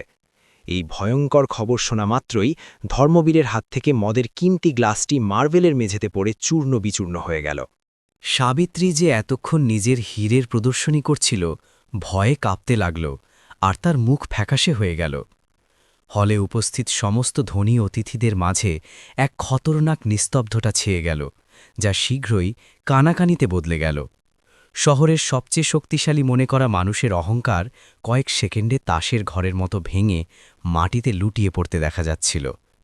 ধর্মবীর ঘামে ভেজা হাতে নিজের ফোন বের করল আর ব্যাংকের উচ্চপদস্থ কর্মকর্তাদের কল করা শুরু করল। সে নিজের সমস্ত রাজনৈতিক আর ব্যবসায়িক প্রভাব ব্যবহার করার চেষ্টা করল, কিন্তু কেউই তার ফোন তুলল না। অবশেষে তার প্রধান মুনিমের ফোন এলো, যার কাঁপতে থাকা আওয়াজ ধর্মবীরের অবশিষ্ট আশাগুলোকেও গুড়িয়ে দিল। মুনিম জানালো যে তাদের কোম্পানির শেয়ার বাজারে পুরোপুরি ক্র্যাশ করে গিয়েছে এবং সমস্ত ব্যাংক অ্যাকাউন্ট তৎক্ষণাৎ ফ্রিজ করে দেওয়া হয়েছে। এখন তাদের কাছে একটা ফুটো পয়সাও বাকি নেই।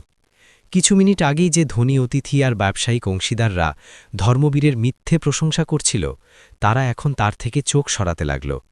তারা বুঝে নিয়েছিল যে ধর্মবীরের জাহাজ এখন পুরোপুরি ডুবে গিয়েছে, আর তার সাথে দাঁড়িয়ে থাকা মানে নিজের বিনাশকে আমন্ত্রণ জানানো। এক এক করে লোকেরা সটকে পড়তে লাগল। কেউ কেউ তো নিজের বাগদানের উপহারও ফিরিয়ে নিল। এটি ভগবান শিবের সেই তাণ্ডবের মতো ছিল, যা পলক ফেলার আগেই সমস্ত মিথ্যে অহংকার আর পাপকে ভস্ম করে দেয়। রোহনের হবু স্ত্রীর বাবা, যিনি নিজে একজন লোভী আর স্বার্থপর ব্যবসায়ী ছিলেন, তিনি তৎক্ষণাৎ এগিয়ে এলেন। তিনি কোনো লজ্জা ছাড়াই নিজের মেয়ের হাত থেকে সেই কিমতি আংটিটি খুলে নিলেন, যা রোহন কিছুক্ষণ আগেই তাকে পরিয়েছিল। তিনি সবার সামনে ঘোষণা করে দিলেন যে তিনি নিজের মেয়ের বিয়ে এমন এক রাস্তাঘাটের আর দেউলিয়া হয়ে যাওয়া পরিবারে কখনো করবেন না। রোহন নিজের জায়গায় মূর্তির মতো দাঁড়িয়ে থাকল। তার চোখের সামনে তার পুরো সোনালী ভবিষ্যৎ আর মিথ্যে সম্মান চোখের পলকে ছাইয়ের স্তূপে পরিণত হয়েছিল। ঘাবড়ানি আর ভয়াবহ নিরাশার চোটে ধর্মবীর প্রধান আইনজীবীর পায়ের কাছে পড়ে গেল।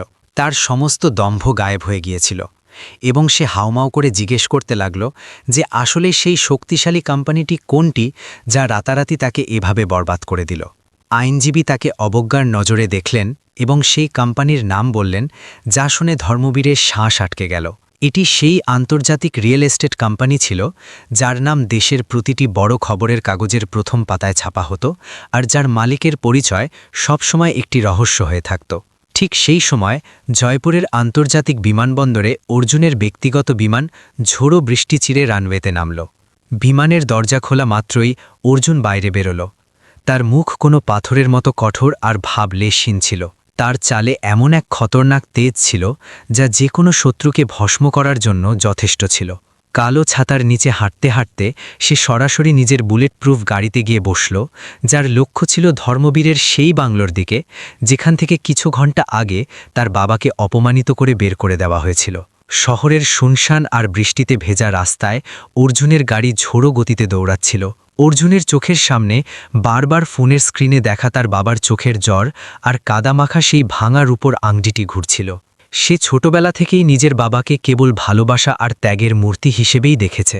আজ যে কেউ সেই মূর্তিকে আঘাত দিয়েছে, সে যেন ধ্বংসের জন্য তৈরি থাকে। অর্জুন তাকে কখনোই ক্ষমা করার ছিল না। সে মনে মনে ঠান নিয়েছিল যে সে ধর্মবীরকে রাস্তার আসল মানে বুঝিয়েই দম নেবে।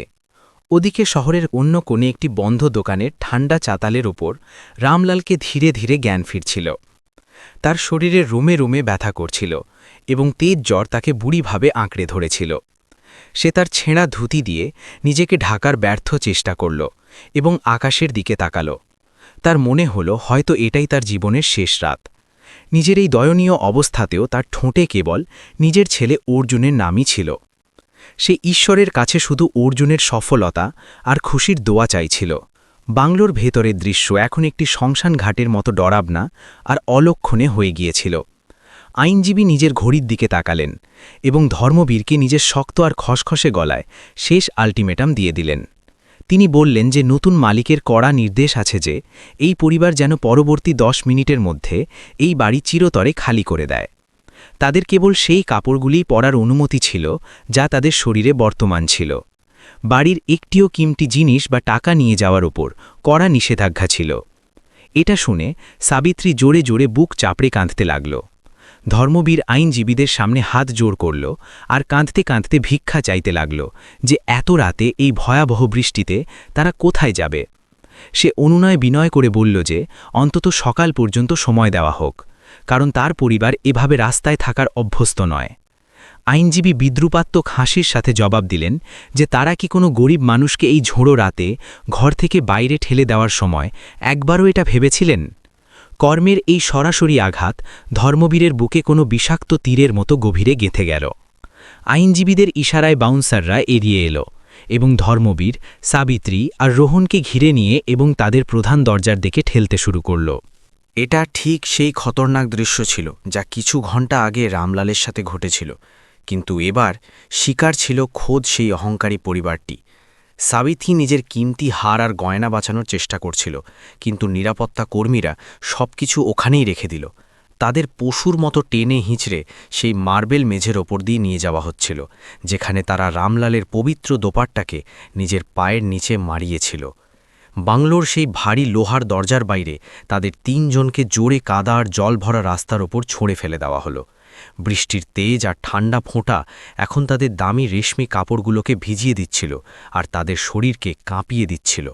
ধর্মবীর সেই কাদার মধ্যেই পড়ে গেল, যেখানে কিছু সময় আগে তার বড় ভাই রামলালের চোখের জল পড়েছিল। সে আকাশের দিকে তাকিয়ে নিজের কপালকে দোষ দিতে লাগল, কিন্তু সে ভুলে গিয়েছিল যে মানুষের ভাগ্য তার নিজেরই কর্মের কালিতে লেখা হয়। এখন তাদের কাছে অনুশোচনা ছাড়া আর কিছুই বাকি ছিল না। ঠিক সেই সময় অন্ধকার রাস্তা চিরে অর্জুনের চকচকে কালো গাড়ি সেখানে এসে থামল। গাড়ির তেজ হেডলাইট সরাসরি কাদামাখা ধর্মবীর আর তার কাঁদতে থাকা পরিবারের ওপর নিজের আলো ফেলল। ধর্মবীর নিজের চোখ কুঁচকে সেই গাড়ির দিকে তাকাল। তার মনে হলো হয়তো কোনো পুরনো বন্ধু তার সাহায্যের জন্য মসিহা হয়ে এসেছে। গাড়ির দরজা ধীরে ধীরে খুলল আর এক লম্বা প্রতিপত্তিশালী ছায়া বাইরে বেরোল। সেই ছায়া আর কেউ নয়, বরং রামলালের রক্ত এবং এই নতুন সাম্রাজ্যের একমাত্র আর সবচেয়ে শক্তিশালী মালিক অর্জুন ছিল, যার চোখে মৃদুসম নিস্তব্ধতা ছিল। অর্জুন নিজের কালো ছাতার নিচে দাঁড়িয়ে সেই ঘুমণ্ডি পরিবারকে কাদায় হামাগুড়ি দিতে দেখল। তার মুখে না তো কোনো হাসি ছিল আর না জয়ের উৎসব, বরং এক গভীর ঘৃণা ছিল যা যুগের পর যুগ মেটার মতো ছিল না। ধর্মবীর, যে অর্জুনকে ছোটবেলা থেকে চিনত, তাকে এই রাজকীয় কায়দায় দেখে পুরোপুরি স্তম্ভিত হয়ে গেল।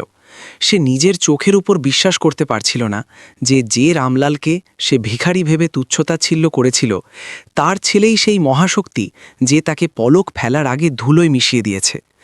তাদের দুজনের মাঝে এক ভয়াবহ নিস্তব্ধতা ছেয়ে গিয়েছিল, যা কেবল মেঘের প্রবল গর্জনই ভাঙতে পারছিল। অর্জুনের তেজ আর ঠান্ডা নজর ধর্মবীরের মুখের উপর স্থির ছিল, যেন সে তার আত্মার গভীরে লুকিয়ে থাকা প্রতিটি পাপ পড়ছে। সাবিত্রী, যে সবসময় নিজের উঁচু গলার জন্য পরিচিত ছিল, সে এখন ভয়ে নিজের স্বামীর পেছনে লুকানোর চেষ্টা করছিল। রোহনের অবস্থা তো আরও খারাপ ছিল। সে থরথর করে কাঁপছিল, কারণ তার সমস্ত আরামায়েশের জীবন এখন এক ডরাবনা স্বপ্নের মতো শেষ হতে দেখা যাচ্ছিল। অর্জুন, তুমি? ধর্মবীরের কাঁপতে থাকা ঠোঁট থেকে বড় কষ্টে এই শব্দগুলো বের হলো। সে এখন পুরো কাহিনী এক ঝটকায় বুঝে গিয়েছিল। তার মনে পড়ে গেল কিভাবে সে রামলালের বোনা দোপাট্টা আর সেই ছোট রূপোর আংটির স্রেফ মজা উড়িয়েছিল। সে এটাও বুঝে গেল যে অর্জুন এই সমস্ত পরিকল্পনা কেবল নিজের বাবার সেই ভয়াবহ অপমানের বদলা নেওয়ার জন্য রচনা করেছে। ধর্মবীরের অহংকার এখন পুরোপুরি ভেঙে গিয়েছিল এবং সে নিজের জীবনের সবচেয়ে বড় আর প্রাণঘাতী ভুলের খতরনাক অনুভব করছিল। অর্জুন ধর্মবীরের কথার কোনো জবাব দিল না, যেন সেই মানুষটি তার জন্য ওখানে বর্তমানই নেই। সে তার পেছনে দাঁড়িয়ে থাকা বিক্রমের দিকে ঘুরে খুব শক্ত গলায় আদেশ দিল যে তার বাবা রামলালজিকে পুরো শহরে তৎক্ষণাৎ খোঁজা হোক। সে সতর্ক করল যে যদি পরবর্তী 15 মিনিটের মধ্যে তার বাবা তাকে সুরক্ষিত না মেলে, তবে সে এই পুরো শহরের ইট দিয়ে ইট বাজিয়ে দেবে। অর্জুনের অগ্রাধিকার এই আবর্জনা হয়ে যাওয়া পরিবার ছিল না, বরং সেই ভগবান ছিলেন, যিনি এই বৃষ্টিতে কোথাও একা আর অসহায় হয়ে ঘুরে বেড়াচ্ছিলেন। বিক্রম তৎক্ষণাৎ ওয়াকিটকিতে নিজের সমস্ত লোকজনকে রামলালজির তালাশে শহরের কোনায় কোনায় ছড়িয়ে পড়ার নির্দেশ দিল। অর্জুন সেই কাদামাখার রাস্তায় এক পাহাড়ের মতো অটল দাঁড়িয়ে রইল। বৃষ্টির ফোঁটা তার ছাতায় ধাক্কা খেয়ে ছলকে পড়ছিল। তার সামনে শহরের সবচেয়ে বড় আর ঘুমণ্ডি শেঠ নিজের পরিবারের সাথে হাঁটু গেড়ে বসে নিজের কৃতকর্মের ক্ষমা চাওয়ার জন্য প্রার্থনা করার প্রস্তুতি নিচ্ছিল। কিন্তু অর্জুনের মন পাথর হয়ে গিয়েছিল, আর কর্মের এই আদালত এখন নিজের সবচেয়ে বড় ফয়সালা শোনাতে চলেছিল। অর্জুনের চোখে ধিক ধিক করতে থাকা রাগের জ্বালা দেখে ধর্মবীরের পুরো শরীর থরথর করে কাঁপতে শুরু করেছিল। সে বুঝতে পেরেছিল যে সম্পদ আর প্রতিপত্তির নেশায় সে নিজের আপন ভাইয়ের স্রেফ অপমান করেছিল, তা এখন চিরতরে শেষ হয়ে গিয়েছে। সে হাঁটু গেড়ে এগোতে এগোতে অর্জুনের পায়ের দিকে এলো এবং কাঁদতে কাঁদতে ক্ষমার ভিক্ষা চাইতে লাগল। সে অনুনয় করে বলল যে সে নিজের ভুল বুঝতে পেরেছে এবং সে রামলালের কাছেও হাতজোড় করে ক্ষমা চাওয়ার জন্য পুরোপুরি তৈরি আছে। অর্জুন নিজের পা সরিয়ে নিল, যেন কোনো বিষাক্ত সাপ তাকে ছোঁয়ার চেষ্টা করেছে। তার গলায় এক বরফ শীতল কঠোরতা ছিল যখন সে বলল যে কিছু ভুলের ক্ষমা এ জন্মে কখনো মেলে না। সে ধর্মবীরকে মনে করিয়ে দিল কিভাবে সে একজন নিরুপায় আর দুর্বল মানুষকে ভর বৃষ্টিতে পশুর মতো ধাক্কা মেরে বাড়ি থেকে বের করে দিয়েছিল। অর্জুন পরিষ্কার জানিয়ে দিল যেটা কোনো ব্যবসায়িক শত্রুতা নয়, বরং সেই অমানবিক কাজের সরাসরি ফল যা প্রকৃতি আর কর্মের সিদ্ধান্ত নিজের উপায়ে শোধ করছে। সাবিত্রী, যে সবসময় নিজের দামি শাড়ি আর হীরের মিথ্যে প্রদর্শন করত, এখন কাদা মাখামাখি হয়ে বসে হাউমাউ করে কাঁদছিল। রোহনও নিজের সোনালী ভবিষ্যৎ ছাইয়ে পরিণত হতে দেখে মাথা ধরে অঝরে চোখের জল ফেলছিল। কিছু ঘন্টা আগে তারা এই প্রাসাদের ভেতরে রাজা আর রানীর মতো বসে রামলালের দারিদ্র্যের নিষ্ঠুর মজা ওড়াচ্ছিল। এখন তারা সেই রাস্তার ধুলো আর কাঁদার অংশ হয়ে গিয়েছিল, যেখানে তারা এক পবিত্র আত্মার নিঃস্বার্থ প্রেম আর তার আনা উপহারকে পায়ের নিচে নির্মমভাবে মারিয়েছিল। তখনই অর্জুনের পেছন থেকে বিক্রম দৌড়ে এলো এবং তার শ্বাস বুড়িভাবে উঠছিল। সে অর্জুনকে জানালো যে তাদের লোকেরা রামলালজিকে পাশের একটি পুরনো বাসস্ট্যান্ডের কাছে খুঁজে পেয়েছে। তিনি ঠান্ডা আর তীব্র জ্বরের কারণে একটি বন্ধ দোকানের চাতালের ওপর অচেতন অবস্থায় পড়ে আছেন। এই খবর শোনা মাত্রই অর্জুনের বুকে এক ভয়াবহ যন্ত্রণা উঠল এবং সে এক পলক নষ্ট না করে নিজের গাড়ির দরজা খুলল। সে বিক্রমকে তৎক্ষণাৎ বাবাকে পুরো নিরাপত্তার সাথে ওখানে আনার কড়া নির্দেশ দিল। কিছু মিনিট পর একটি কালো রঙের বড় গাড়ি সরাসরি সেই আলিশান বাংলোর প্রধান ফটকে এসে থামল। অর্জুন অস্থির হয়ে গাড়ির দিকে দৌড়ে গেল এবং সে নিজে এগিয়ে এসে দরজা খুলল। পেছনের সিটে রামলালজি শুয়েছিলেন। তার পুরো শরীর বৃষ্টির জলে ভেজা ছিল এবং তিনি তীব্র জ্বরে কাঁপছিলেন। তার নোংরা কাপড় দেখে অর্জুনের চোখ থেকে চোখের জলের এক গরম ধারা বয়ে গেল। দুনিয়ার সবচেয়ে শক্তিশালী যুবক আজ নিজের অসুস্থ বাবার এই দয়নীয় অবস্থা দেখে পুরোপুরি ভেঙে পড়েছিল। অর্জুন নিজের দুটো মজবুত হাত দিয়ে নিজের দুর্বল বাবাকে ধীরে ধীরে তুলল এবং নিজের বুকে জড়িয়ে নিল। রামলালজি বন্ধ চোখেও নিজের ছেলের স্পর্শ আর তার চেনা সুবাস তৎক্ষণাৎ চিনে ফেললেন। তিনি খুব ধীরে আর কাঁপতে থাকা গলায় অর্জুনের নাম ধরে ডাকলেন এবং বললেন যে তিনি একদম ঠিক আছেন, তাকে চিন্তা করার কোনো প্রয়োজন নেই। এই নিঃস্বার্থ প্রেম অর্জুনের মনকে আরও গভীরে বিদ্ধ করল, কারণ এত ভয়াবহ যন্ত্রণা সহ্য করার পরেও একজন বাবা কেবল নিজের ছেলেরই চিন্তা করছিলেন। অর্জুন নিজের বাবাকে কোলে তুলে সরাসরি সেই বিশাল বাংলোর প্রধান দরজার দিকে এগোতে লাগল। পথে ধর্মবীর, সাবিত্রী আর রোহন কাদার মধ্যে হাঁটু গেড়ে বসে এই আবেগঘন দৃশ্য দেখছিল। অর্জুন হঠাৎ তাদের সামনে থামল এবং সেই ঘৃণাভরা তেজ নজরে ধর্মবীরকে দেখল। সে বলল যে গরিব ভাইকে তুমি সম্পদের অহংকারে বাইরে ছুড়ে ফেলেছিলে, আজ সেই ভাই এই বাড়ির আসল মালিক হয়ে পূর্ণ সম্মানের সাথে ভেতরে যাচ্ছে। এটাই কর্মের সবচেয়ে বড় আর শেষ বিচার। রামলালজি যখন ধর্মবীর আর তার পরিবারকে কাদায় কাঁদতে আর অনুনয় করতে দেখলেন, তখন তার দুর্বল চোখে গভীর যন্ত্রণা ফুটে উঠল। তার মনের মধ্যে নিজের ভাইয়ের জন্য এখনও সেই পুরনো ভালোবাসা আর করুণা বাকি ছিল। তিনি নিজের কাঁপতে থাকা হাতে অর্জুনের কাঁধ ধরলেন এবং ক্ষীণ গলায় বললেন যে বাবা, এদের ক্ষমা করে দাও আর এভাবে রাস্তায় অসহায় ছেড়ে দিও না। রামলালজির এই বিশাল হৃদয় দেখে অর্জুনের সাথে সাথে ওখানে দাঁড়িয়ে থাকা সমস্ত আইনজীবী আর নিরাপত্তা কর্মীদের চোখও পুরোপুরি ভিজে গেল। অর্জুন খুব ভালোবাসা আর সম্মানের সাথে নিজের বাবার কপালে চুমু খেল এবং তাকে সান্ত্বনা দিল। সে কোমল গলায় বলল যে বাবা, আপনি সবসময় আমাকে শিখিয়েছেন যে মানুষকে তার কর্মের ফল ভোগ করতে দেওয়া উচিত, যাতে সে নিজের ভুল থেকে কিছু শিখতে পারে। যদি আজ আমি এদের সহজে ক্ষমা করে দিই, তবে এরা কখনোই সেই যন্ত্রণা আর অপমান বুঝতে পারবে না যা এরা আপনাকে দিয়েছে। অর্জুনের এই দৃঢ় সংকল্প শুনে রামলালজি চুপ হয়ে গেলেন। তিনি জানতেন যে তার ছেলে সঠিক রাস্তায় থেকে বিচার করছে। অর্জুন নিজের বাবাকে নিয়ে সেই ভব্য হলের ভেতরে দাখিল হল, যা এখন পুরোপুরি শান্ত আর খালি হয়ে গিয়েছিল। সে রামলালজিকে খুব সাবধানে সবচেয়ে আরামদায়ক সোফার ওপর শোয়াল এবং বিক্রমকে তৎক্ষণাৎ শহরের সবচেয়ে ভালো ডাক্তারকে ডাকার নির্দেশ দিল। হলঘরের মার্বেল মেঝের ওপর এখনও রামলালজির সেই হাতে বোনা রেশমি দোপাট্টাটি পড়েছিল, যা সাবিত্রী পুরোপুরি বরবাদ করে দিয়েছিল। অর্জুন নিজে এগিয়ে এসে সেই দোপাট্টাটি মাটি থেকে তুলল এবং সেটি নিজের বুকে জড়িয়ে নিল। সেই দোপাট্টায় লেগে থাকা জুতোর দাগ অর্জুনের আত্মাকে ক্ষতবিক্ষত করছিল, কিন্তু তার কাছে এটা দুনিয়ার সবচেয়ে কিমতি জিনিস ছিল। সে নিজের পকেট থেকে সেই ভাঙা রূপোর আংটিটি বের করল, যা তার বাবা হাড় ভাঙা খাটুনির কামাই থেকে কিনেছিলেন। অর্জুন সেই আংটিটি নিজের আঙুলে পরে নিল এবং কসম খেল যে সে এটা জীবন ভর খুলবে না। এই আংটি আর দোপাট্টা এখন তার কাছে কেবল স্মৃতি ছিল না, বরং তার বাবার নিঃস্বার্থ ভালোবাসা আর সেই কালো রাতের কঠোর সংগ্রামের সবচেয়ে বড় প্রতীক হয়ে উঠেছিল। কিছুক্ষণের মধ্যেই শহরের হাসপাতালের একটি বিশেষ মেডিকেল টিম ওখানে পৌঁছে গেল এবং তারা তৎক্ষণাৎ রামলালজির চিকিৎসা শুরু করল। ডাক্তার জানালেন যে ঠান্ডা আর প্রবল মানসিক আঘাতের কারণে তার অবস্থা খারাপ হয়েছিল, কিন্তু এখন বিপদের কোনো কারণ নেই। অর্জুন পুরো রাত নিজের বাবার শিয়রে বসে তার হাত টিপে দিল এবং তার সেরে ওঠার প্রার্থনা করতে লাগল।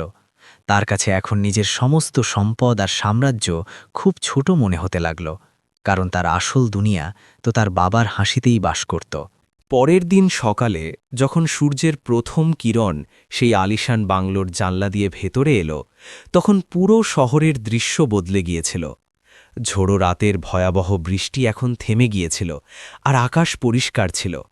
রামলালজি ধীরে ধীরে নিজের চোখ খুললেন এবং নিজেকে একটি নরম বিছানায় সুরক্ষিত পেলেন। তার সামনে তার প্রিয় ছেলে অর্জুন বসেছিল, যার চোখে রাতভর না ঘুমানোর ক্লান্তি পরিষ্কার দেখা যাচ্ছিল। কিন্তু অর্জুনের মুখে এক স্বস্তির হাসি ছিল, যা দুনিয়ার সমস্ত খুশির চেয়ে অনেক বেশি অমূল্য ছিল। বাইরের দুনিয়ায় ধর্মবীর আর তার পরিবারের অবস্থা এখন শহর জুড়ে চর্চার বিষয় হয়ে দাঁড়িয়েছিল। তাদের পুরো রাত সেই কাঁদা আর ঠান্ডা রাস্তায় কাটাতে হয়েছিল, যার ফলে তাদের শরীর কাঁপছিল। সকাল হতেই পুলিশ আর পুরসভার লোক ওখানে এলো এবং তাদের সেই সুরক্ষিত এলাকা থেকে বাইরে চলে যাওয়ার আদেশ দিয়ে দিল। যে লোকেরা কাল রাতে তাদের পার্টিতে এসে সম্পদের প্রশংসা করেছিল, আজ সেই লোকেরাই তাদের চরম ঘৃণা আর অবজ্ঞার নজরে দেখছিল। ধর্মবীর এখন নিজের করা প্রতিটি পাপ আর সেই ভয়াবহ অবিচারের পুরো হিসেব পেয়ে গিয়েছিল। সে বুঝতে পেরেছিল যে টাকা মানুষকে অন্ধ তো করতে পারে, কিন্তু সত্য আর কর্মের শাশ্বত নিয়মকে বদলাতে পারে না। স্ত্রী আর ছেলেকে অসহায় রাস্তায় ঘুরে বেড়াতে দেখে তার আত্মা কাঁদছিল। সে অনুভব করল যে আসল দারিদ্র্য টাকার অভাব নয়, বরং ইনসানিয়াত, করুণা আর আপনজনের ভালোবাসার সেই ভয়াবহ অভাব, যা সে নিজের হাতেই তৈরি করেছিল। অর্জুন এই বিশাল বাংলোকে নিজের বাড়ি বানানোর পরিবর্তে এটিকে একটি বড় দাতব্য হাসপাতালে বদলানোর ঐতিহাসিক সিদ্ধান্ত নিল। সে তার আইনজীবীদের নির্দেশ দিল যে এই ইমারতে এখন কেবল সেই গরিব মানুষদের বিনামূল্যে চিকিৎসা করা হবে যাদের সমাজ অবজ্ঞা করে। সে চাইত যে জায়গায় সম্পদ আর মিথ্যে অহংকারে নগ্ন নৃত্য হতো, সেই জায়গা এখন ইনসানিয়াত আর সেবার একটি পবিত্র মন্দির হয়ে উঠুক। রামলালজি নিজের ছেলের এই মহান সিদ্ধান্ত শুনে তাকে খুব গর্বের সাথে নিজের বুকে জড়িয়ে নিলেন। রামলালজি অর্জুনকে বললেন যে এই শহর আর এর লোক দেখানো আভিজাত্য তার জন্য একদম নয়, কারণ তার আসল খুশি তো নিজের ছোট গ্রাম আর পুরনো তাতেই বাস করে। অর্জুনও নিজের বাবার এই ভাবনা খুব ভালো করে বুঝত, তাই সে কিছুদিন নিজের বাবার সাথে সেই গ্রামের মাটিতে কাটানোর সিদ্ধান্ত নিল। তারা দুজনে একটি সাধারণ গাড়িতে বসে নিজের সেই পুরনো বাড়ির দিকে রওনা দিল, যেখানে তারা নিজেদের জীবনের সবচেয়ে কঠিন কিন্তু সবচেয়ে সত্য দিনগুলো কাটিয়েছিল। গ্রামের সেই ছোট আর কাঁচা বাড়ি আজ সেই কোটি কোটি টাকার আলিশান বাংলোর চেয়েও অনেক বেশি সুন্দর লাগছিল। অর্জুন নিজের বাবার পা ছুঁয়ে আশীর্বাদ নিল এবং অনুভব করল যে দুনিয়ার কোনো সম্পদ বাবার নিঃস্বার্থ ভালোবাসার সমকক্ষ হতে পারে না। ধর্মবীরের কাহিনী পুরো রাজস্থানে একটি বড় শিক্ষা হিসেবে ছড়িয়ে পড়ল, যা সবাইকে এটাই শেখালো যে অহংকারের কলস যত বড়ই হোক না কেন, একদিন না একদিন তা কর্মের ঠোকরে অবশ্যই ভেঙে যায়। রামলালের পুরনো তাঁত আজ আবার সেই মধুর ছন্দে চলতে শুরু করেছিল, কিন্তু আজ তার দ্বারা বোনা সুতোর মধ্যে কোনো যন্ত্রণা বা অবজ্ঞা ছিল না।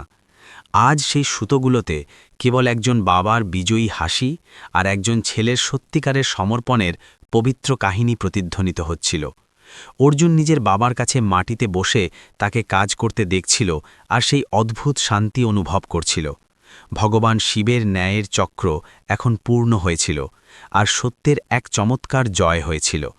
শেষ পর্যন্ত এই কাহিনী এটাই প্রমাণ করল যে মন্দ আর অহংকারের আয়ু খুব ছোট হয়, যেখানে ভালোবাসা আর ত্যাগ সবসময় অমর থাকে। ধর্মবীরের মতো লোকেরা নিজের সম্পদকেই নিজের ভগবান মেনে নেয়, কিন্তু যখন আসল ভগবান নিজের বিচার করেন তখন তাদের লোকানোর কোনো জায়গা থাকে না। রামলাল আর অর্জুনের এই পবিত্র সম্পর্ক সমাজের জন্য এক অনুপ্রেরণা হয়ে গেল, যা চিৎকার করে এই বার্তা দিচ্ছিল যে মানুষের আসল মর্যাদা তার ব্যাংক ব্যালেন্স দিয়ে নয়, বরং তার ভালো কাজ আর তার পবিত্র সংস্কার দিয়ে মাপা হয়।